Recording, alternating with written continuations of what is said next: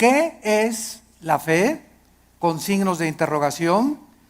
Y vamos a tratar de desarrollar este tema que considero que tal vez es de lo más importante que existe elementalmente en la doctrina cristiana para poder comprender qué es la fe. La diferencia entre creer simplemente o la simpleza de la credulidad y la fe bíblica, que son totalmente opuestos. Dice Hebreos 11:6, pero sin fe es imposible.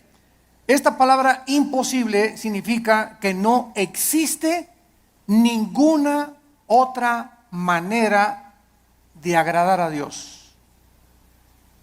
Ya sea que cuando yo obedezco el mandamiento, maridos, amen a vuestra esposa, la amo porque por la fe que Dios me ha puesto y me ha dicho que yo tengo que hacerlo. Si mi motivación no es la fe, no sirvo. Cuando yo doy dinero a la obra de Dios, tiene mi motivación que ser por fe, agradando siempre a Dios. Amo a mi esposa porque quiero agradar a Dios. Amo a mi esposo porque quiero agradar a Dios. Doy porque quiero agradar a Dios. Siempre, siempre la fe tiene que estar detrás de nuestras acciones. Y si la fe no está detrás de nuestras acciones, no estamos agradando a Dios. Es imposible. La palabra imposible, insisto, significa que no hay posibilidad alguna de agradar a Dios de otra manera.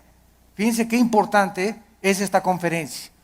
Y a continuación dice el Espíritu Santo, porque es necesario, o es implícito, que el que se acerca a Dios, ¿cómo nos acercamos a Dios? Creyendo que Él existe. Si tú te pones hoy en la mañana a orar, Señor, te pido por mi hija, mira que tiene 3 días que se fue mi hija. Oh, Señor, no tengo trabajo. ¿Tú crees que te estás acercando a Dios con fe? Bueno, primero tranquilízate, cálmate, tómate un chocho tal vez, ¿verdad? Para que te aplaques. Pero en un estado emocional donde estás, Señor, por favor, etcétera, etcétera, es como si dijeras a Dios, tú no puedes, Señor, contestarme. Estoy lleno de aflicción y tú no puedes realmente contestarme. Pero yo me acerco a Dios y le digo, Padre, te doy gracias porque mi hija está en tus manos. Te doy gracias porque el trabajo que tengo por delante está en tus manos. Y gracias, Padre Santo, porque descargo mi corazón y al levantarnos de la oración, creemos que Dios nos escuchó.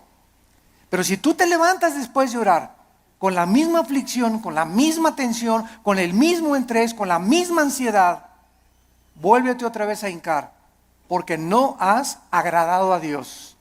A través de la oración, cuando nos acercamos a Dios, tenemos con nuestra acción, después de estar en la presencia del Rey, creer que realmente Él nos ha escuchado. Y además hay que creer otra cosa, que Él es galardonador. O sea que Dios nos va a recompensar todo vaso de agua que nosotros demos. Un simple vaso de agua a cualquier persona en el nombre de Jesús.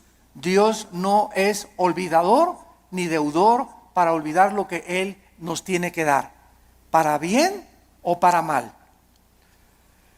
Muy bien, vamos pues en el versículo 1 a tratar de encontrar alguna definición que nos ayude a sentar nuestras bases de qué es la fe para comenzar a construir arriba del versículo 1.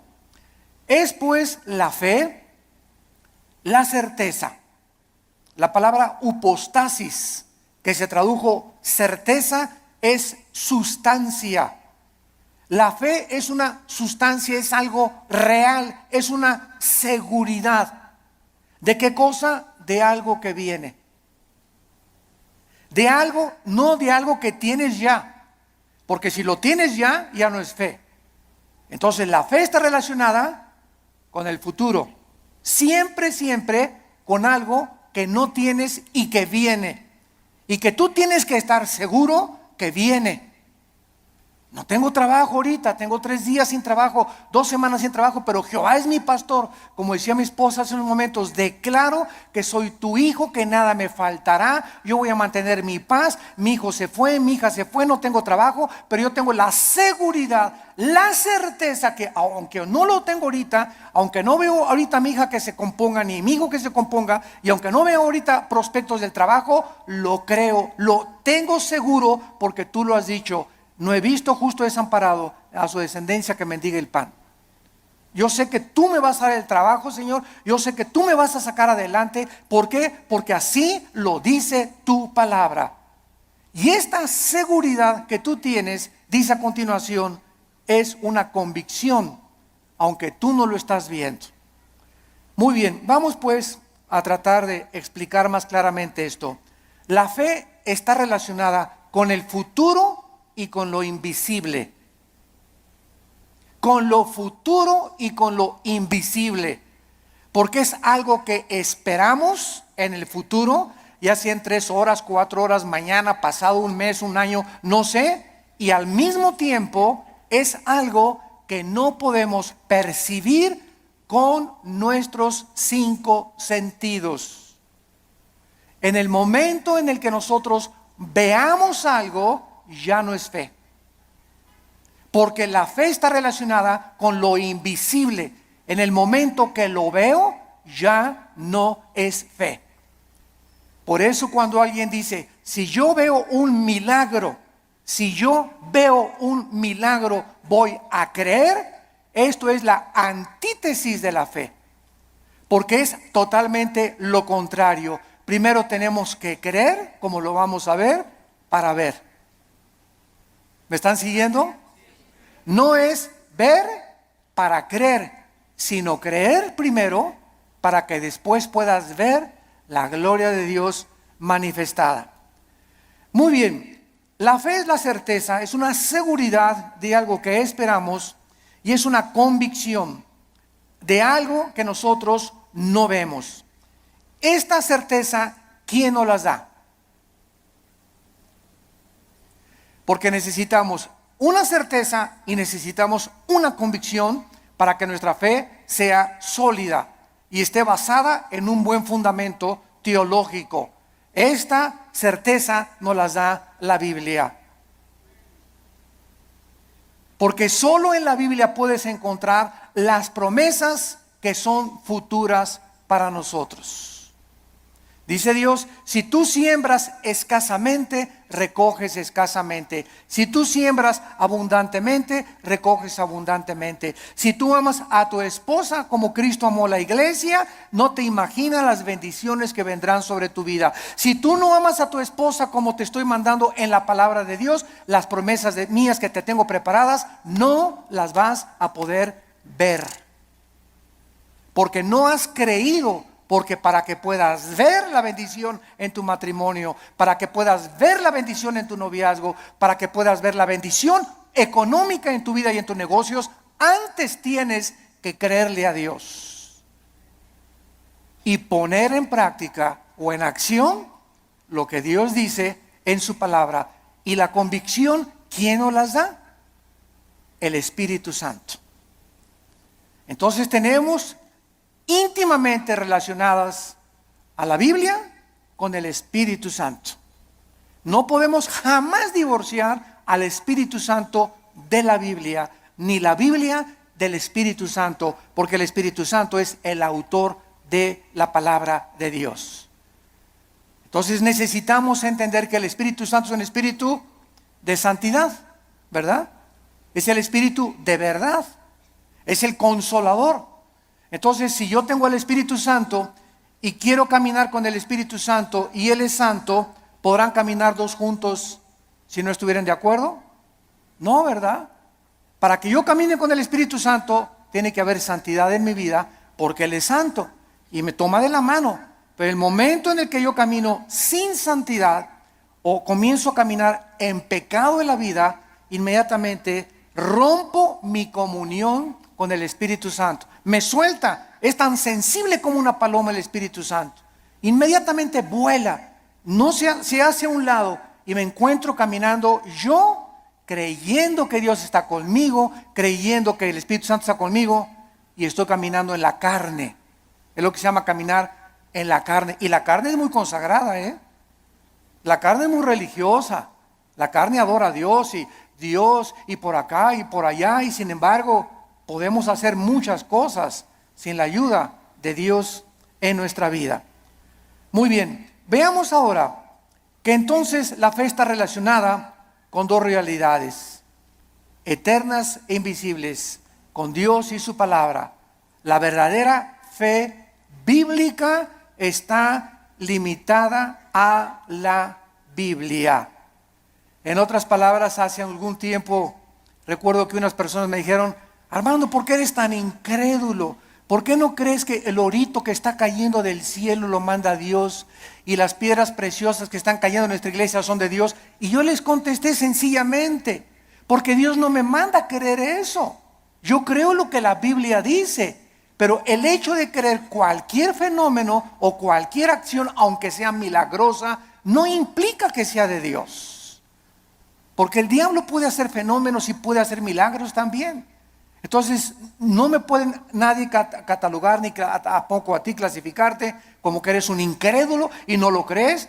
Claro que lo creo, pero si está en la palabra de Dios.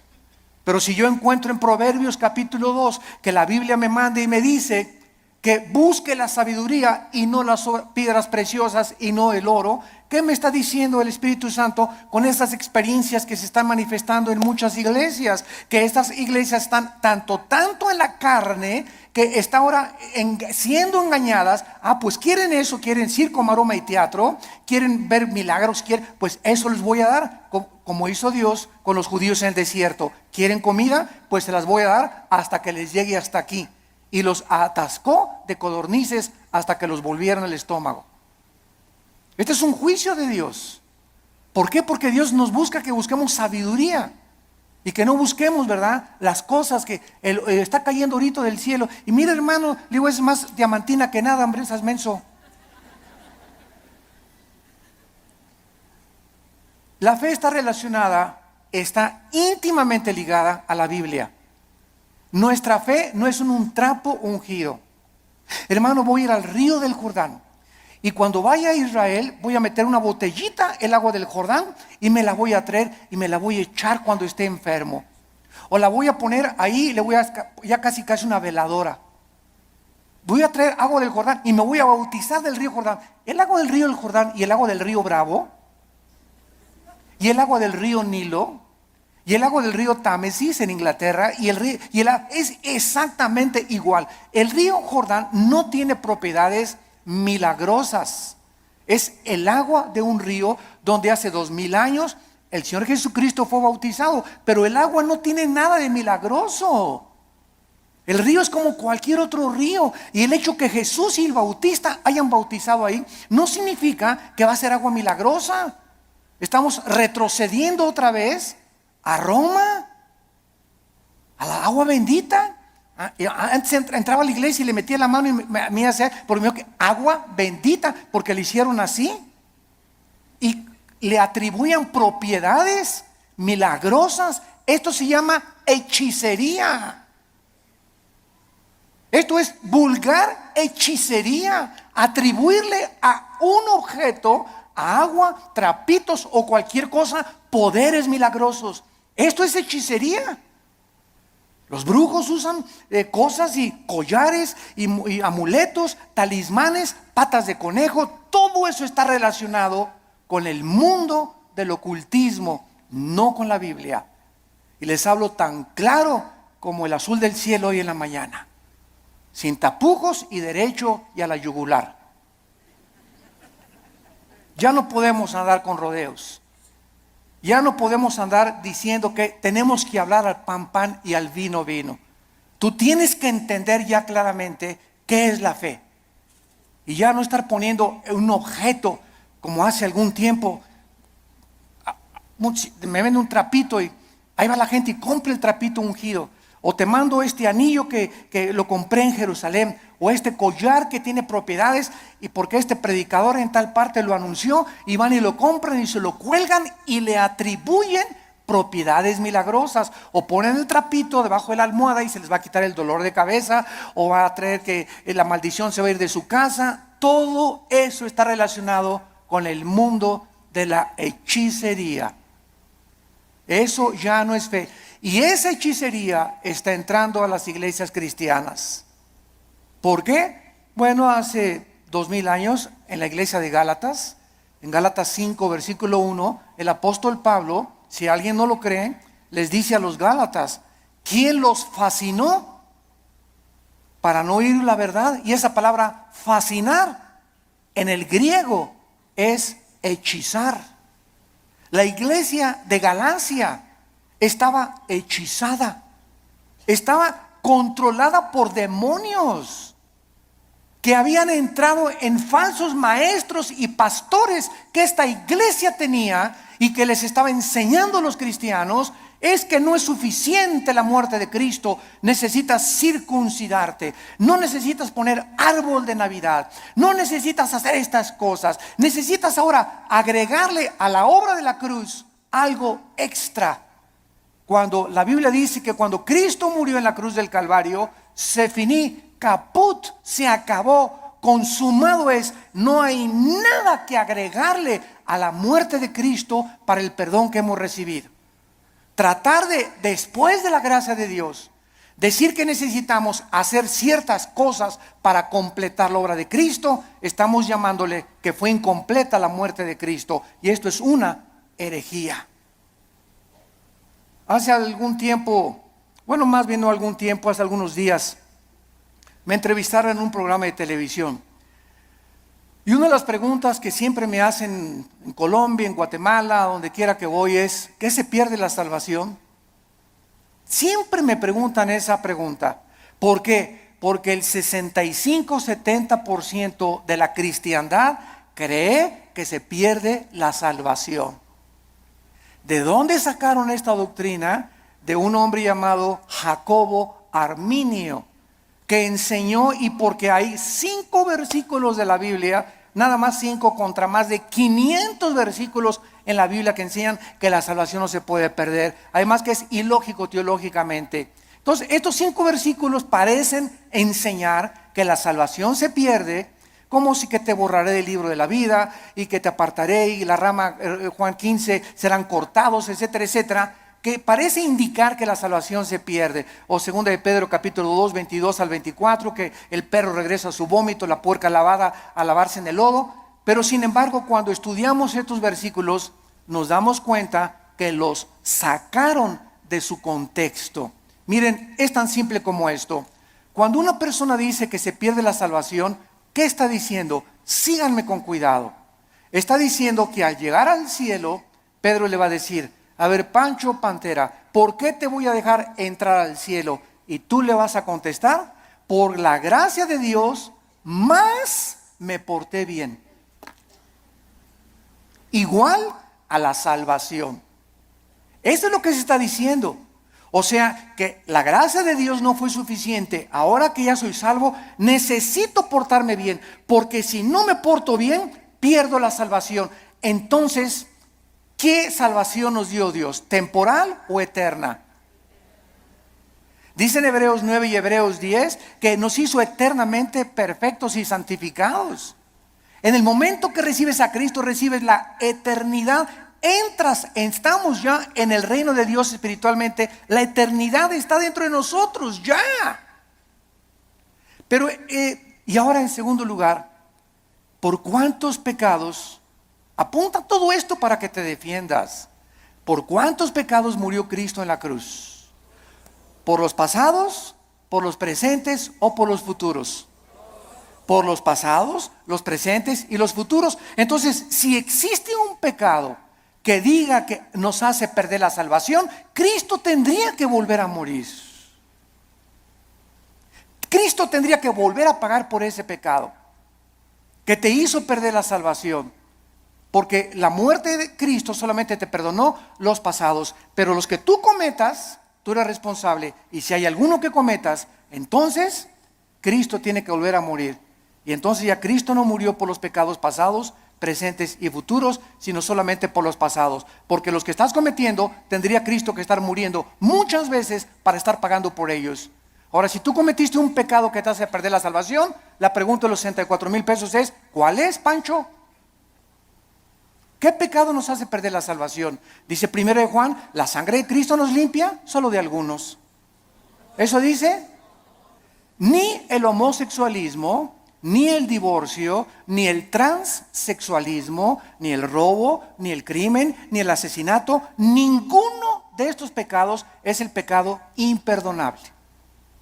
Ninguno de estos pecados es la blasfemia contra el Espíritu Santo. El único pecado que no tiene perdón no lo pueden cometer los cristianos, solo los no cristianos, que es la blasfemia contra el Espíritu, rechazar la gracia de Dios, Hechos 7, 51 y 52, que es el pecado que cometieron los fariseos.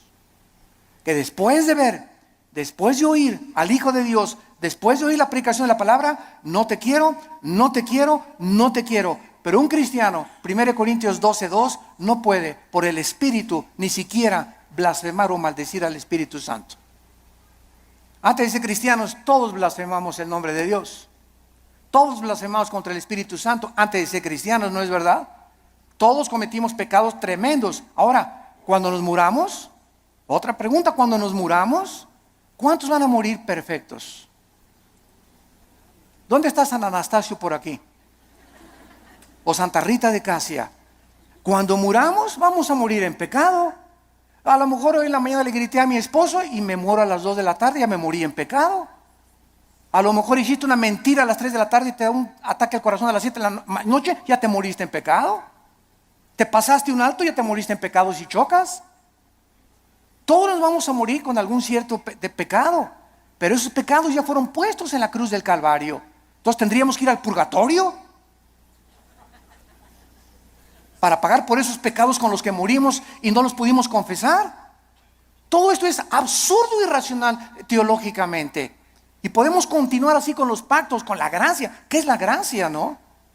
Entonces decir que se pierde la salvación es decir que es la gracia más portarme bien o hacer buenas obras para poder entrar al cielo. La fórmula está equivocada totalmente. Estás reprobado químicamente en la teología. La fórmula es la gracia más nada igual a la salvación. Las buenas obras que nosotros hacemos no son para salvarnos. Ya Cristo pagó por todas mis malas obras, pasadas, presentes y futuras. Mis buenas obras que ahora hacemos, síganme con cuidado, Virgen del Socorro. Las buenas obras que nosotros hacemos después de la salvación solamente son para la entrega de recompensas o la pérdida de recompensas en el tribunal de Cristo. El cristiano ya no va a ser juzgado por sus obras en cuanto a la salvación, sino en cuanto a las recompensas. Y la fidelidad va a ser altamente recompensada por Dios, un vaso de agua que hayamos dado, lo que hemos hecho en el nombre de Dios, pero no está relacionado ya con la salvación. Ya hemos sido justificados por la fe, ya hemos sido santificados y ya hemos sido glorificados desde antes de la fundación del mundo.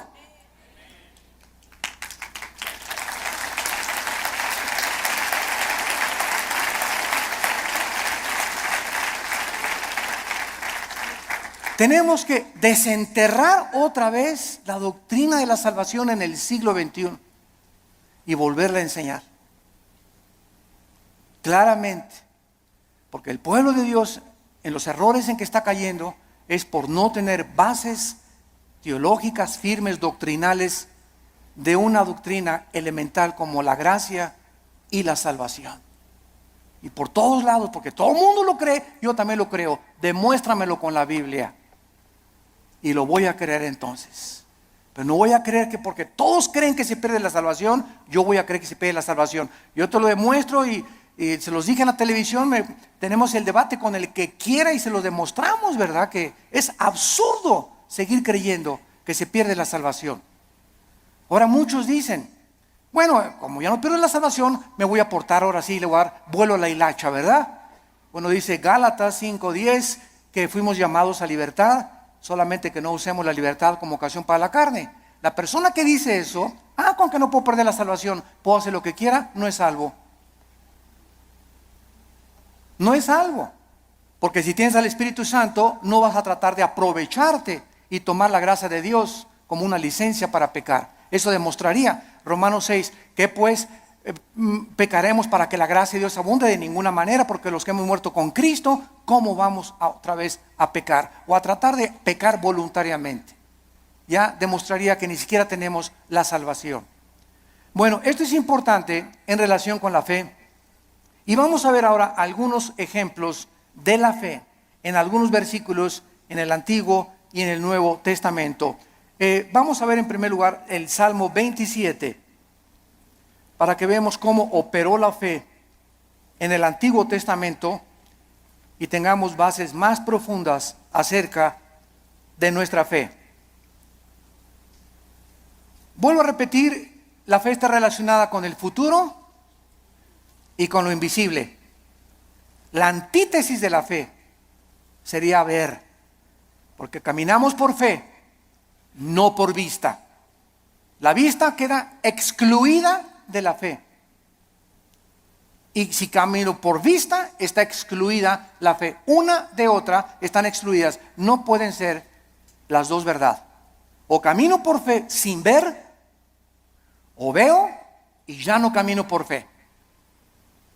¿Está claro? Es muy importante aceptar este concepto.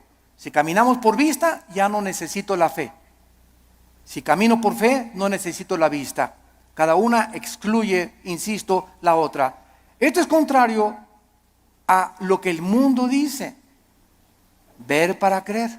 Esa es la filosofía del mundo. Esa es la dimensión en la que el mundo se mueve.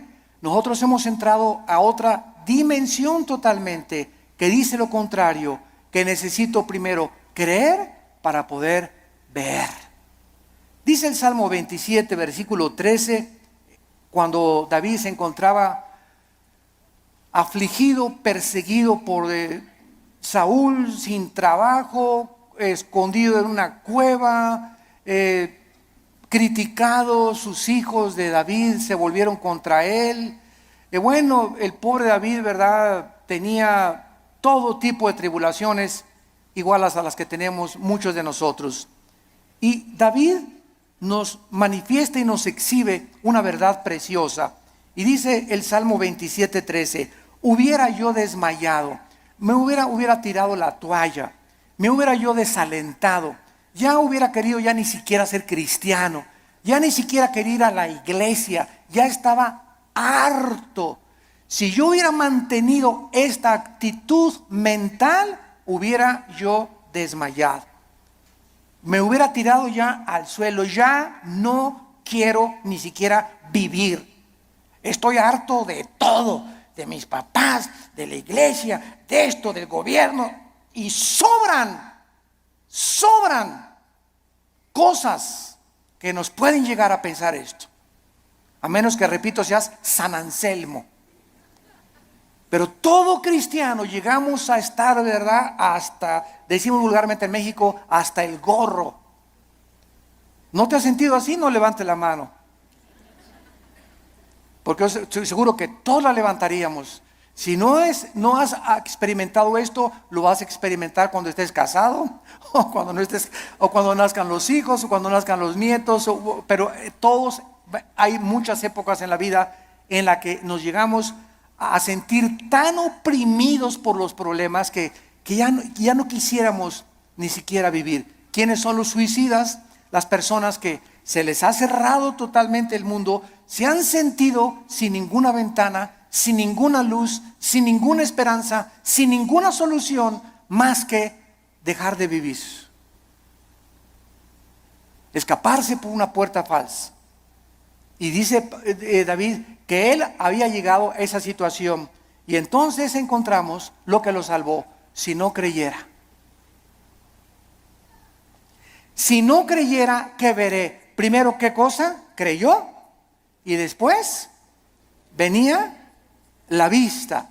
Si yo no hubiera creído que voy a salir de esta situación y que Dios me va a mandar otro esposo, otro novio, que viene el trabajo. Si yo no hubiera creído en las promesas de Dios, ya desde cuándo me hubiera aventado desde el puente hasta abajo.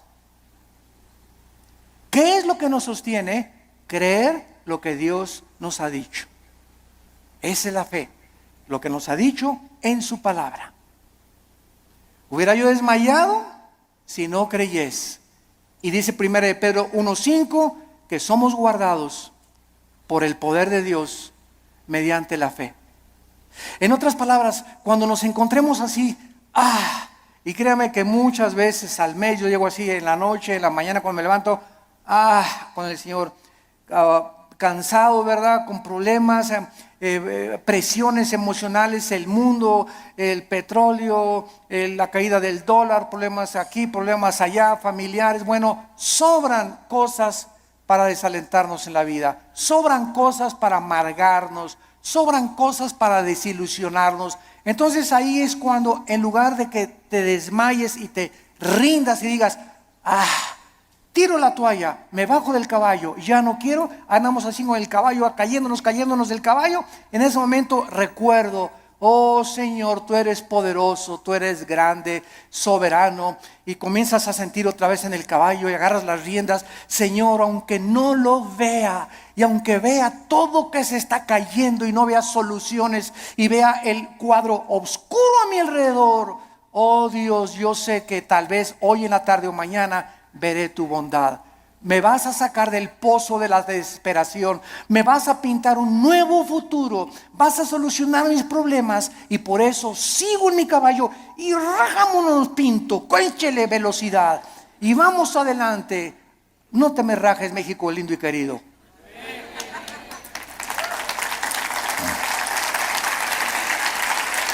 No nos echemos para atrás. Vamos 2-0. Pues ya. Puro gringote de 1.90, 1.95. No, ya no la hacemos. ¿Cómo que no la hacemos? ¿Cómo que no? Ándele, ¿cómo que no la hacemos? Y eso de veras nos infunde ánimo. Porque es un cuadro físico de lo que espiritualmente debemos hacer nosotros. Crecernos al castigo. Ya no hay trabajo. Y nadie me quiere. Y me dicen risitos de oro, pero tengo nariz de corcholata. ¿Sabes una cosa? Bueno, ¿por qué comenzamos a sentirnos así? Porque estamos viéndonos en el espejo, porque estamos viendo la situación, porque estamos caminando por vista. Olvídate y desconéctate de lo que ves y lo que por tus 5 sentidos entran, y conéctate con la palabra de Dios. Diario ven a la Biblia en la mañana, cargar las pilas, la energía. Chupa la fuerza espiritual que Dios tiene para nosotros, que es la que nos va a sostener. Nos separamos de la Biblia y nos vamos al suelo. Hebreos 11:27, otro ejemplo en el Nuevo Testamento de Moisés. Hebreos 11:27 dice así: por la fe, por creer lo que Dios había dicho. Porque la fe nunca la desconectemos de la Biblia. Por creer lo que Dios ya había revelado en su palabra en el Antiguo Testamento, Moisés dejó Egipto. Si él hubiera sido guiado por sus emociones, vean ustedes, el temor, que es el más grande enemigo de la fe. El temor. El temor es la antítesis de la fe, es lo opuesto de la fe. Si Moisés hubiera dicho, el rey, si me voy me va a mandar los soldados, me mata, me corta la cabeza, él es el emperador de Egipto. Pero Moisés no vio al emperador de Egipto, no el temor que comenzó a meterse, porque el temor así entra como la termita, ¿verdad? Y comenzamos a sentir así que, y el temor, y comenzamos hasta a sudar frío, y comenzamos a temblar por el temor, y saldrá esto, y saldrá de la operación mi abuelita, y podremos, y dejamos que nos domine esta emoción, comenzamos a alejarnos de Dios y comenzamos a perder el poder de Dios que está viviendo por fe. Moisés dijo, antes de tenerle miedo al faraón, antes de tenerle miedo a su abogado, antes de tenerle miedo a mi suegro, antes de tenerle miedo a mi ex esposo, antes de tener miedo de nada ni de nadie en este mundo, tengo temor de Dios. Y eso fue lo que hizo Moisés. No vio el temor del emperador, los ejércitos que tenía, y dejó Egipto. No fue gobernado por el temor, sino creyó lo que Dios le había dicho y venció sus emociones. Porque se sostuvo como viendo físicamente a Dios. ¿Eso dice? Este está en tercera de Pancho 3:1. Porque se sostuvo viendo algo que no se veían con sus ojos, ni se experimentaba empíricamente con sus 5 sentidos. Se sostuvo por algo que nadie podía ver, pero él sí podía ver, y podemos ver los cristianos, que es a Dios. Viendo al invisible. ¿Con qué ojos lo vemos? Con los ojos de la fe. Es un par de ojos que el Espíritu Santo nos ha entregado que el mundo no tiene. Vemos no lo que vemos, vemos las cosas que no se ven, porque las que no se ven son más reales que las que se ven. Esto fue lo que hizo que Moisés se pudiera sostener. La fe nos capacita para ver lo que el mundo no puede ver. No hay trabajo, no hay esto, no hay aquello. El mundo, terremotos, se cae. Ahora que fue el terremoto de Japón, no sé si vieron ustedes un video de los muchos que han pasado, que primero el terremoto, el tsunami y el puntillazo, la fuga de gas radioactivo. Y pasaron a una japonesita que era cristiana, como de 80 años de edad. Y está la japonesita en el video caminando y dice, aquí estaba mi casa. Y para todos lados estaba viendo, y ahí estaban mis hijos, y ahí vivía mi sobrino. Y se queda la japonesita como de 80 años de edad, sin nada ni nadie en el mundo. Ni una cobija donde acostarse. Y se hace así las cabezas y dice, pero tú me seguirás sosteniendo. Bueno, las lágrimas comenzaron a caer de mis ojos. Pero fue así una cosa, ¿verdad? Para poner una película. Ahí estaba mi familia, ahí estaban mis papás, ahí estaban mis hijos, mis nietos, aquí estaba mi casa. No hay nada. Imagínate, de la noche a la mañana quedarte sin familia, ni vecinos, ni papá, ni mamá, ni nada, y levantar los ojos, pero tú me seguirás sosteniendo. Esa es la fe. Sostenidos viendo lo que no se ve, con los ojos y la seguridad y la certeza y la convicción de lo que Dios ha dicho: no te dejaré ni te desampararé, aunque se acabe todo a tu alrededor. Veamos ahora en Juan capítulo 11. Juan capítulo 11, versículo 39 y 40. Se muere Lázaro. La familia de Lázaro eran las hermanas Marta y María.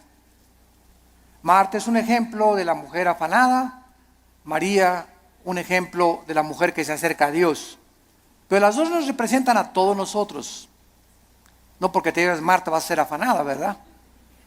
Pero es un ejemplo solamente de que todos nosotros padecemos esta debilidad, de que muchas veces queremos ver para creer, y tenemos que dominar esa tentación y ese impulso de nuestra antigua naturaleza. Entonces aquí en Juan 11:39 dijo Jesús: quiten la piedra. Marta, la hermana del que había muerto, dijo: Señor, y he de ya, porque es de 4 días. Jesús le dijo: ¿no te he dicho que si crees, verás? Ahí está otra vez. Marta, tú no tenías que haber visto que se alivió ahorita. Hemos llegado al punto que lo dejé morir, porque Cristo dejó morir a Lázaro. ¿Se acuerdan que cuando le avisaron? Señor, Lázaro se está muriendo? no hizo caso.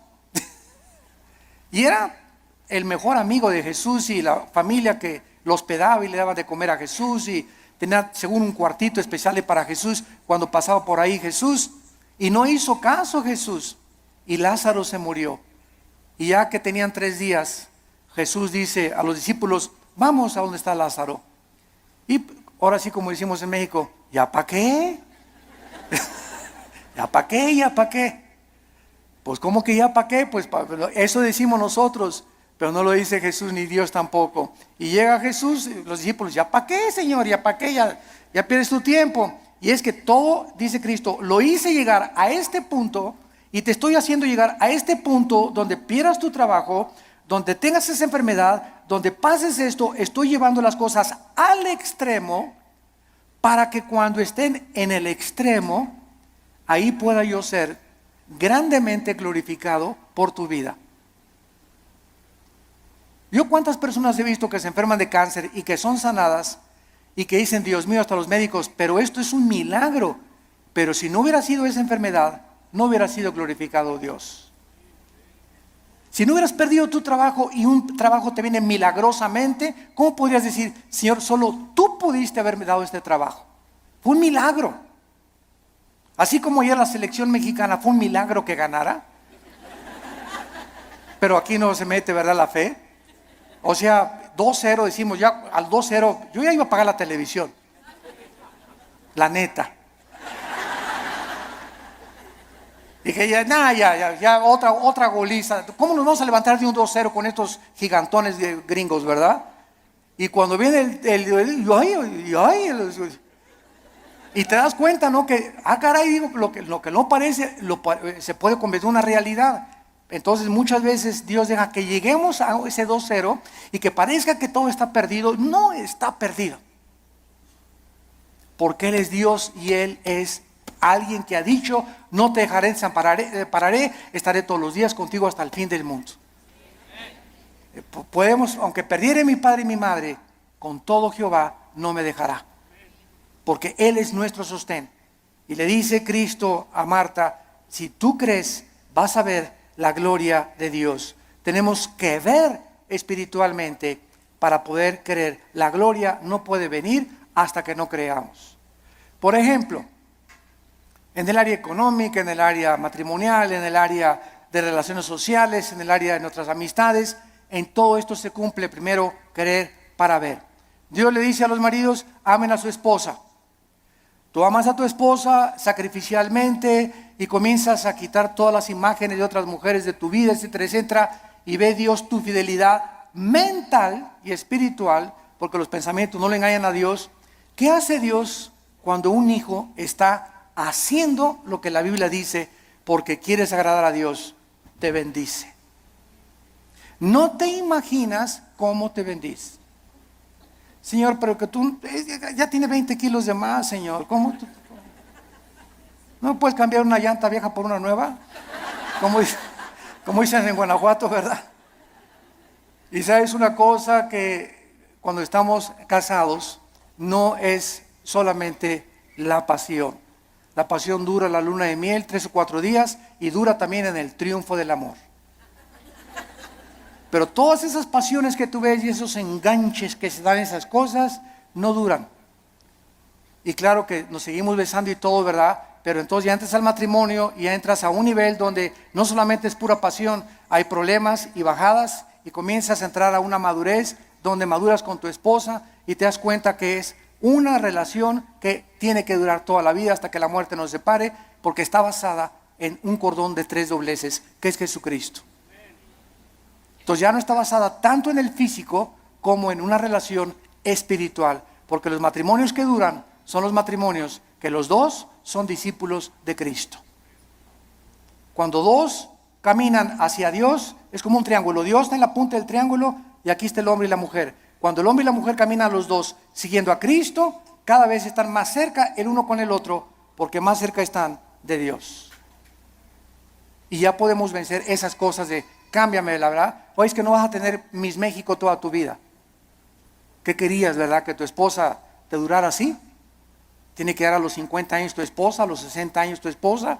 el cuerpo se deforma, igual él tiene panza de Santa Claus ya también, ¿verdad? Pero nos seguimos queriendo. Entonces nuestra antigua naturaleza demanda ver para creer, puesto que depende de los sentidos, pero no de la palabra de Dios. Y veamos en penúltimo lugar 2 Corintios 4. 2 Corintios 4, versículos 17 al 18. Y dice el apóstol Pablo, esto es tremendo. Estamos tratando de encontrar la fe en el Antiguo y en el Nuevo Testamento en algunos pocos versículos. 2 Corintios 4, 16 y 17 al 18. Por tanto, otra vez dice Pablo, no desmayamos. Qué peligroso es darnos por vencidos. Qué peligroso es tirar la toalla en la vida cristiana. Qué peligroso es desesperarnos. Qué peligrosísimo es desanimarnos.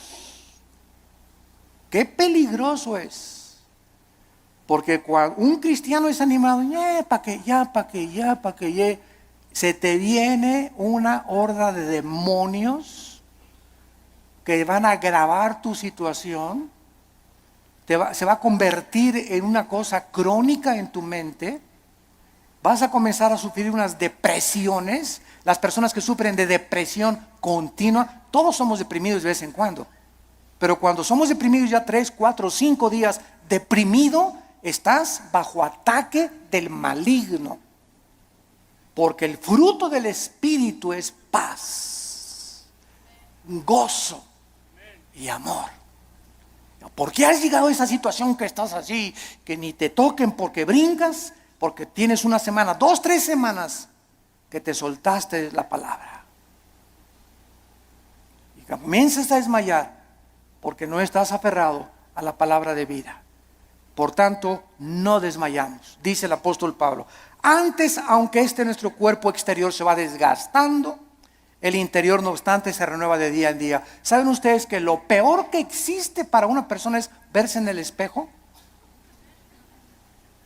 Bueno, claro que tenemos que peinarnos, ¿verdad? Y rasurarnos, etcétera, etcétera. Pero cuando ves, ya tengo 50 años, viejito, ya. No, ya tengo 70, ya para qué, ya voy de salida. ¿Cómo que vas de salida a los 70 años? Ya tengo 80, ya voy de salida, ya para qué. ¿Cómo que vas de 80? A los 80 años Moisés fue llamado por Dios. A los 80 años Caleb le dijo a Josué, dame más montañas para conquistar. Cuando comenzamos a vernos físicamente, no, pues es que dice que a los 60, a los 70 se deteriora el cuerpo. Eso dice la ciencia, pero dice uno de los salmos que cuando nosotros confiamos en Dios, seremos fructíferos como las palmeras, tendremos fuerzas como las del búfalo y creceremos como los cedros del Líbano para continuar anunciando la justicia de Dios. ¡Qué viejo ni qué viejo! Dejemos que nuestro cuerpo se siga desgastando. Yo les he hablado tantas veces de nuestra abuela materna que murió hace algún tiempo, de 97 años de edad. Mi abuelita 97 años de edad no usaba bastón. Nunca se convirtió a los casi 80 años de edad, después de haber sido 30 años presidenta de la Acción Católica de México. A los 80 años de edad, vivió todavía 17 años más a los 97 en sus 5 sentidos. Y se levantaba a las 7 de la mañana, se emperifollaba y se ponía su loción Sanborns, se cubría todo, ¿verdad? Y caminaba, era la loción famosa en aquel tiempo, ¿verdad? Y la más barata también. Y estaba a los estudios y la llevaba a los estudios en la mañana y en la tarde. ¿Ahora dónde vamos, hijito? Me decía a las 5 o 6 de la tarde el domingo. Le digo, abuelita, tú a tu casa y yo a la mía, le decía. Porque todavía traía cuerda a los 95, 96 años, traía cuerda todavía, porque, a ver, y vamos a ver una película mejor de Walt Disney, ¿no? Y llévame a cenar, abuelita, que me desgastas, abuelita, me dio más de 50 años de edad. Pero ¿qué era lo que la sostenía ella? Y que era nunca, siempre el gozo, siempre contenta, ¿verdad? Regañando a todos y por aquí y por allá. Se parece mucho a mi mamá, ahorita ustedes la conocen, a la generala y mamá, ¿verdad? Sobre todo los que van a Liti. Pero esa es energía que necesitamos tener. Y no estar, ya tengo, cacle. El interior se va renovando. Y este cuerpo corrupto vas a echar a los gusanos y al panteón y vamos a resucitar. Así como una semilla contiene un árbol y fruto y ramas, esa semilla, ahí está todo. Así cuando se siembra va a resucitar en un cuerpo glorificado. Y nos vamos a ver, y cuál cacle, ni que nada, ¿verdad? Sino que tenemos que mantener